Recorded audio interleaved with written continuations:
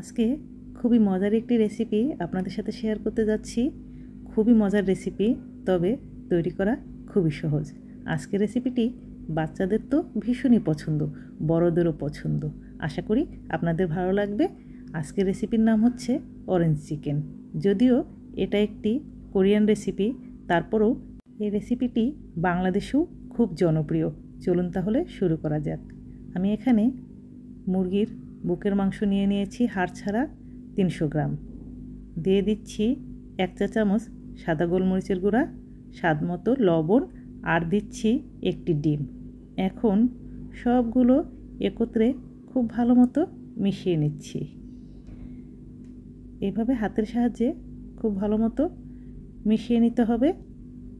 মেশানোর পর আমি এগুলোকে 30 মিনিটের জন্য রেস্টে রেখে দিচ্ছি। এদিকে অন্য একটি বাটিতে নিয়ে নিচ্ছি 1 কাপ অরেঞ্জ জুস। সেই সাথে দিয়ে দিচ্ছি 1 চা চামচ সয়া সস, 1.5 টেবিল চামচ সাদা ভিনেগার। প্রথমে 1 টেবিল চামচ দিয়ে নিয়েছি, এখন দিয়ে দিলাম 1/2 টেবিল চামচ, টোটাল 1.5 টেবিল চামচ। আর এখন দিচ্ছি 2 টেবিল চামচ মধু। আপনারা মধুর পরিবর্তে সাদা চিনি এবং ব্রাউন চিনি ব্যবহার করতে পারেন সমপরিমাণ। মধুটা দেওয়া হয়ে গেল। এখন দিয়ে দিচ্ছি 1/2 চা চামচ গ্রেট করা রসুন আর 1/2 চা চামচ গ্রেট করা আদা। এ পর্যায়ে দিয়ে দিলাম 1 চা চামচ চিলি ফ্লেক্স আর 1 চা চামচ সেসেমি অয়েল অর্থাৎ তিলের তেল। তবে চিলি ফ্লেক্সটা 1 চামচের জায়গায় 1/2 চামচও দিতে পারেন। এখন খুব ভালো মতো মিশিয়ে রেখে দিলাম। 30 মিনিট পর এখন রেস্টে রাখা চিকেনগুলোতে আমি দিয়ে দিলাম 3 টেবিল চামচ কর্নফ্লাওয়ার দিয়ে খুব ভালো মতো মিশিয়ে নিচ্ছি।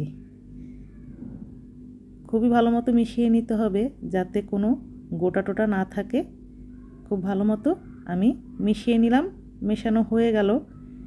এখন একটি ফ্রাইং প্যানে পর্যাপ্ত পরিমাণ তেল দিয়ে মিডিয়াম আঁচে আমি গরম করে নিলাম।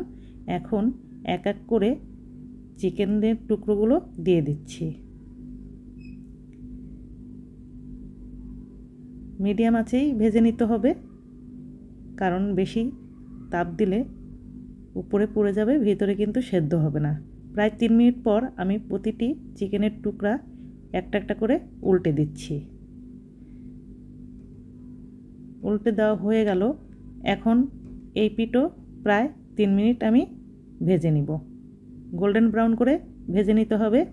ভাজা হয়ে গেছে। টোটাল আমি 6 মিনিট ভেজে নিয়েছি। সর্বোচ্চ 6 থেকে 7 মিনিট লাগবে, তার বেশি লাগবে না। এখন আমি এক এক করে চিকেনের টুকরোগুলো তুলে নিচ্ছি। ঠিক এইরকম গোল্ডেন ব্রাউন করে ভেজে নেবেন।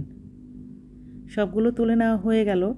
এখন অন্য একটি পাত্রে আমি নিয়ে নিচ্ছি সেই অরেঞ্জ জুসের মিশ্রণটি দিয়ে আমি একটু নেড়ে নিলাম। এখন ফুটে ওঠা পর্যন্ত অপেক্ষা করছি। ফুটে উঠলে আবার একটু নেড়ে আমি এখানে দিয়ে দিব আগে থেকে গুলিয়ে রাখা 2 চা চামচ কর্নফ্লাওয়ার আর 4 চা চামচ পানির মিশ্রণ দিয়ে ভালো মতো নেড়ে নিচ্ছি। সঙ্গে সঙ্গে নেড়ে নিতে হবে, তা না হলে কিন্তু দলা পাকিয়ে যাবে। প্রায় 2 মিনিট মতো আমি ফুটিয়ে নিব। দেখুন ফুটে উঠেছে। একটু নেড়ে চেড়ে নিচ্ছি। নাড়া হয়ে গেলে আমি এখন দিয়ে দিব সেই ভেজে তুলে রাখা চিকেনের টুকরোগুলো দিয়ে দিলাম। এখন একটু নেড়ে চেড়ে নিচ্ছি। মিনিট খানিক নেড়ে চেড়ে নিব। দেখুন ফুটে উঠছে।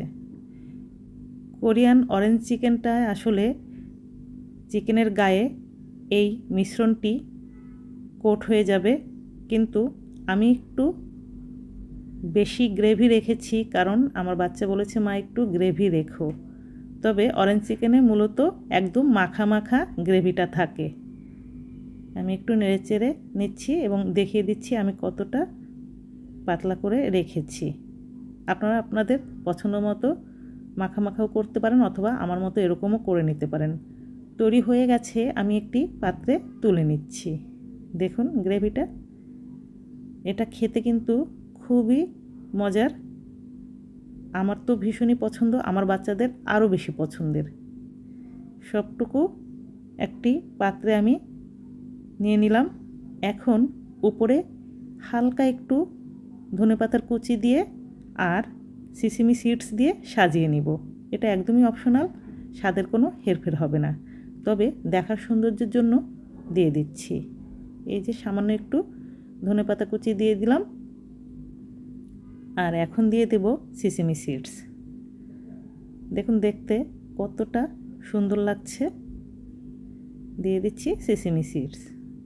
ভিউয়ার্স, আজকের রেসিপিটি ভালো লাগলে অবশ্যই বাসায় ট্রাই করবেন, ফ্যামিলি এবং ফ্রেন্ডসদের সাথে শেয়ার করবেন।